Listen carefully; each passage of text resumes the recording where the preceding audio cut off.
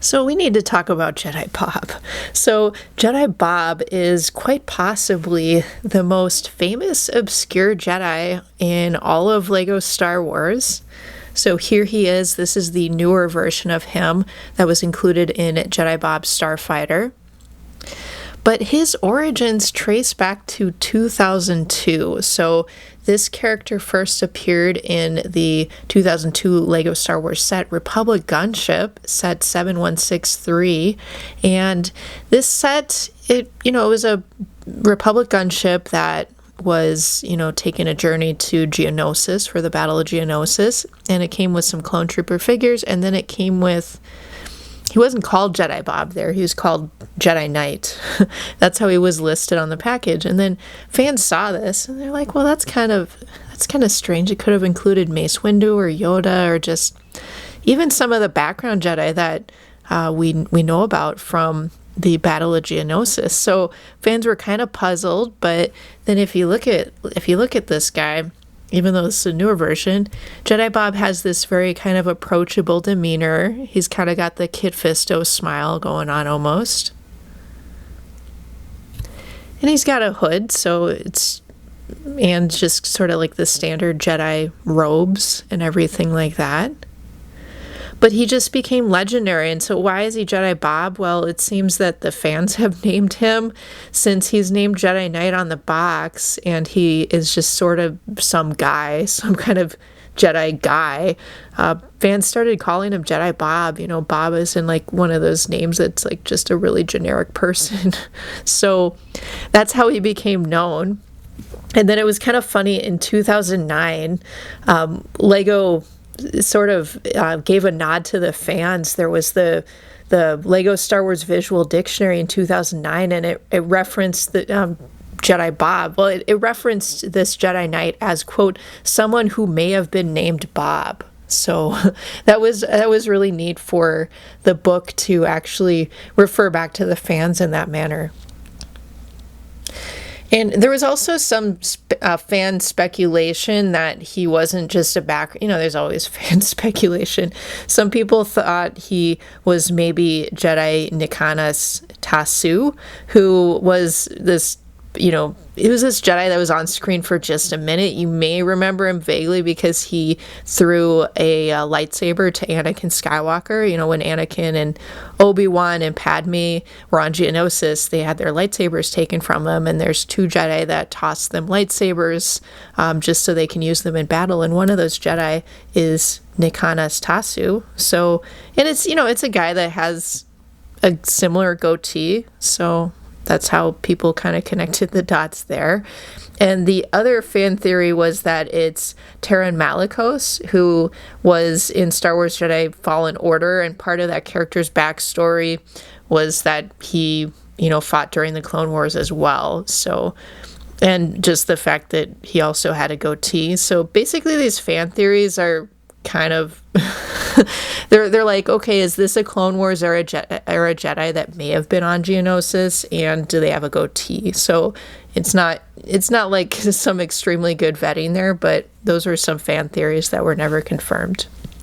Now, fast forward years later, this original minifigure, which again, this is the re-release, but the original minifigure just became very legendary, very rare. It started selling for over $100, just because even the components of this figure were rare. So like the Jedi torso was a unique print, which is kind of interesting.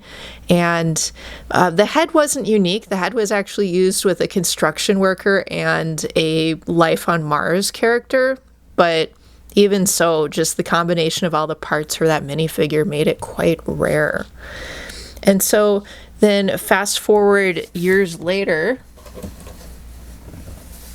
got to show the box. Let me zoom out here.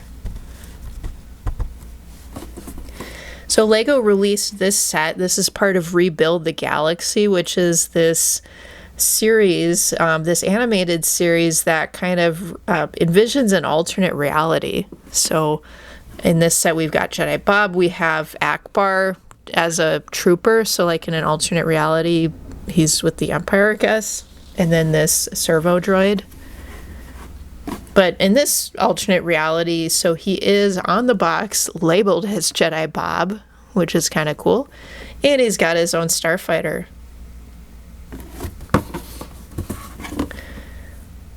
So that was neat for Lego to actually do that in this very recent set.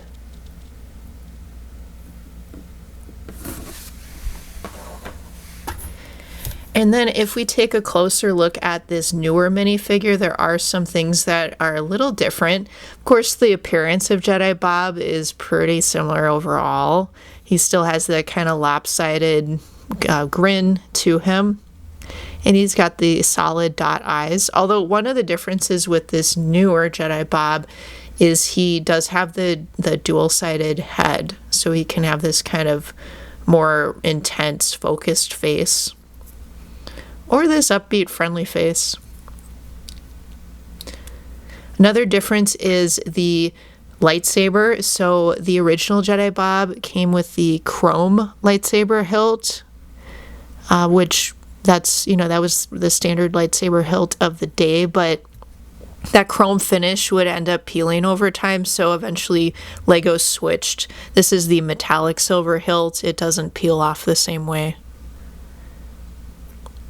And they changed the lightsaber blade color too, so this is transparent bright green. It has a little bit more of a green appearance to it. The original Jedi Bob had the transparent neon green, which is more like a highlighter yellow kind of thing, but that's Lego represented the green lightsabers that way in those days, but it was more of a green-yellow color. This is a little bit more true to the color on screen.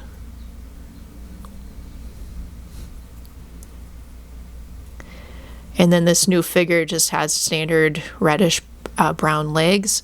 One of the strange features, let's see if we can capture it.